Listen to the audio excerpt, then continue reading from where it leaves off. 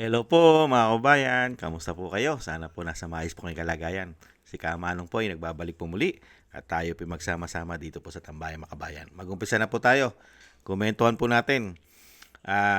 Sumagot po ang Malacanang at sa pangunguna po ng kanilang tagapagsinungaling di umano na tinatawag din po ni Atty. Roque na nag-iisang reyna ng fake news at tinatawag din pong garbage in, garbage out ng Vice President. Meron po silang tugon dito po sa sad-sad na rating. Sad-sad, mga kababayan. -15. At meron po silang katwiran. Pakinggan po natin ang kanilang katwiran. Lalo-lalo po yung tagapagsinungaling nila, di umano. Pakinggan na po natin panoorin ng balita. Pinag-ibit-balikat lang na Malacanang ang sadsad na net satisfaction rating ni Pangulong Bongbong Marcos. Live mula sa Tokyo, Japan, nangunguna sa balita si News 5 Palace correspondent Maricela Lili. Maricel, record low ang net satisfaction rating ni PBBM noong Marso. Ano reaksyon ng Malacanang? Tama ka, Gigi, kung pagbabasihan natin yung lumabas na survey sa SWS mula sa dating -3, bumaba pa ito sa -15. So ito nga yung record low mula nang maupo si Pangulong Bongbong Marcos sa Malacanang. Pero nang tanongin natin si Palace Press Officer Claire Castro tungkol dito, ipinagkibit balikat lamang ng Malacanang itong mga numero na lumabas sa SWS. Ang sabi kasi dyan ni Undersecretary Claire Castro, meron pa rin namang ibang mga survey na lumabas, kabilang na nga dyan ang Okta Research kung saan sinasabi naman na merong highest rating pagdating doon sa satisfaction rate etong si Pangulong Bongbong Marcos kumpara doon sa 4 top officials ng bansa, at ang survey daw na ito ay ginawa nationwide. Posible daw kasi na yung mga respondents naman na natanong dito sa SWS survey, baka hindi pa raw nakakarating sa kanila yung mga programa o benepisyo mula doon sa programa na ipinatutupad ng pamahalaan. Pakinggan natin yung naging paliwanag tungkol dyan ni Undersecretary Claire Castro. Kung may mga pagkakaiba man sila sa mga numero, pagkakaiba-iba ng mga survey firms, naniniwala po tayo at ang administrasyon na ito na patuloy ang gobyerno sa pagtatrabaho, pagbibigay ng ayuda at tulong sa ating mga mamamayan. At Maricel, may reaction ba si Pangulong Marcos sa pag-walkout ng... Nakita niyo po mga tambay? Doon pala, nangatwiran pa ang palasyo, lalo-lalo po tinatawag na tagapagsinungaling, di umano. Yung patuloy daw po na pagtulong, lalo ayuda. Baka daw hindi po natanong nung survey ng SWS. Hindi yata natanong, dapat SWS, ang ise-survey nyo, yung nabibigyan na ayuda para mataas ang rating. Mataas ang rating approval ng Pangulo. Ayan, binibigyan kayo ng idea ng tagapagsinungaling di umano ng Malacanang. Unbelievable. Ganyan po ba mag-survey? Kailangan para tumaas ang rating mo, makikita ka nagpapamigay ng ayuda. Yung po ba ang programa ng gobyerno? Ayuda? Para hindi bumaba ang rating mo sa bansa? Hindi naman po tanga bobo mga Pilipino. Ang hinahanap ng Pilipino, malawakang proyekto na makakatulong sa Pilipino. Lalo-lalo na trabaho. Naghihirap na ang bansa. Napakataas na inflation. Ayuda. Tataas ang rating mo. Satisfaction mo sa ayuda. Saan napupunta ang trilyon-trilyon na pinopondo taon-taon? At saan napupunta ang daan-daang bilyon? Para lang dyan mo lang dalhin ang mga Pilipino sa ayuda? At hahangaan ka na? Hahangaan ka na? Pag nagbigay ka ng ayuda, tataas na ang iyong rating? Ganun po ba ang pagtingin sa survey? Ayuda lang?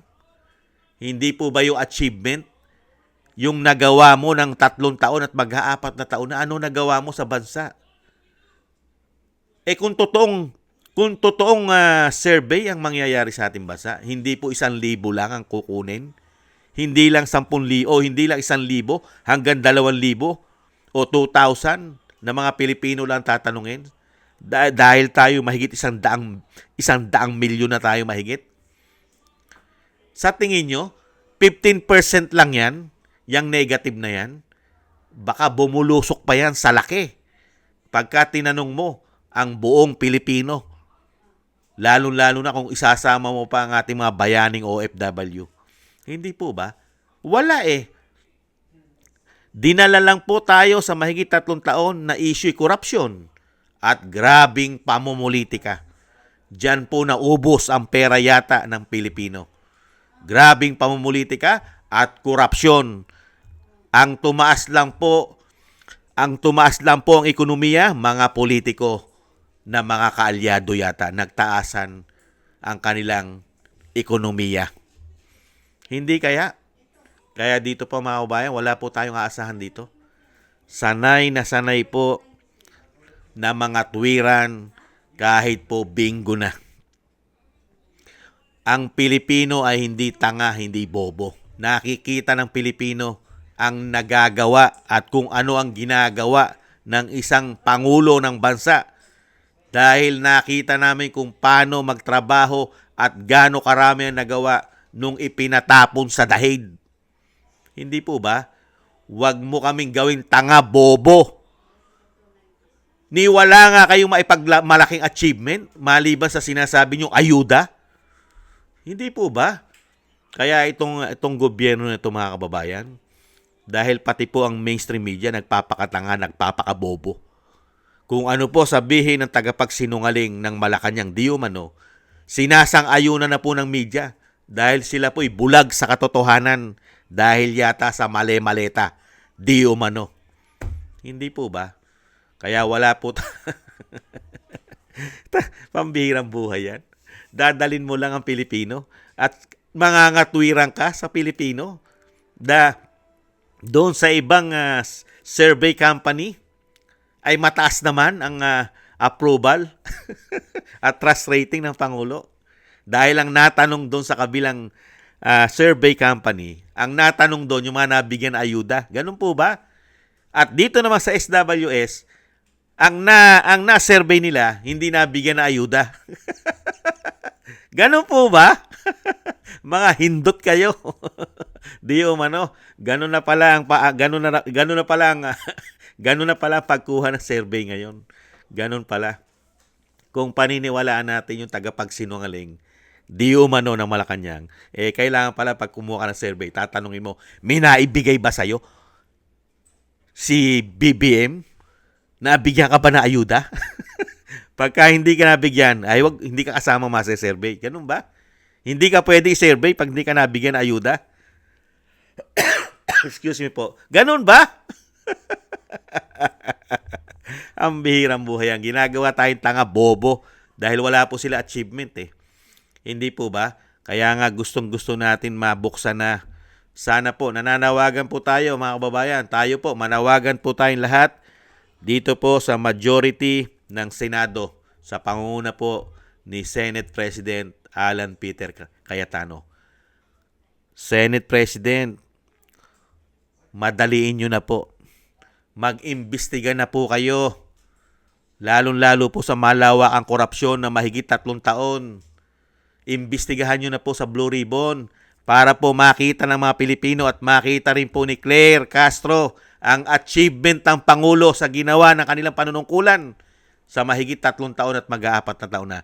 Para po lumabas lahat ang achievement ng administrasyon po na tinatawag na bangag ng kanya ate. Please lang po, madaliin nyo na po buksan ang Senate Blue Ribbon nang mapatawag na po ang dapat patawag na mga witnesses o tatayong witness katulad po ng 18 Marines nang sumambulat na po ang achievement ng pamahalang ito, ang kanilang achievement na ginawa po sa ating bansa. Kaya nga po bagsak na bagsak ang kanilang rating sa mga Pilipino. 1,000 pa lang yan. Biri mo ang tinanong 1,000 to 1,500, bagsak ka na. Di lalo na kung tinanong pa ang buong Pilipino. Hindi po ba? Baka 98% na ang negative mo, 98%. 2% na lang ang naniniwala sa'yo at karamihan doon nabigyan mo pa na ayuda. Hindi kaya? Yan po mga kababayan, napakahusay po. Ginagawa po tayong tanga, bobo at gago ng tagapagsinungaling ng Malacanang di umano. Ginagawa pa tayong mga tanga pagdating po sa survey. Ang kailangan ng Pilipino, nakikita ang ginagawa, hindi puro salita. Hindi po ba? Ang nakita natin, puro salita eh. Karamihan pa kasinungalingan. Hindi po ba? Maraming salamat po sa gusto po natin tambayan makabayan sa YouTube at TikTok. At ganoon din po sa ating mga subscribers. At sa patuloy po nagsusubscribe, sa mga nagko-comment, like, share, and subscribe. Thank you po. Shoutout po sa inyong lahat. At syempre po, sa mga nagbibigay naman po ng tulong, shoutout po sa inyong lahat. Shoutout po kay Eric Hershaw from Canada. Baby Roman at Ate Isa from Cagayan, Bali. Jem Aris from United Arab Emirates. Si Annie Jo, Gay at Shena. Mary Natividad Brigden from Netherlands. Gay at Shena, nabanggit na po natin. Si Tatay Nick from Toronto, Canada. Si Jesus Valdepena, Rolando Guerrero, Milayi. Felipe Shapno from Texas, USA. Rolando Timbol from Alberta, Canada. Ma'am LB Sermani from North Miami, Florida, USA. Melchorita Espinosa from Orlando, Florida, USA. Arthur Estraniero from USA. Randy Crispino from Pasig. Mika Legaspi. Tessie Mantilla from Kuwait. Frank Zamora from California, USA. Romulo Divinagracia from Bacolod City.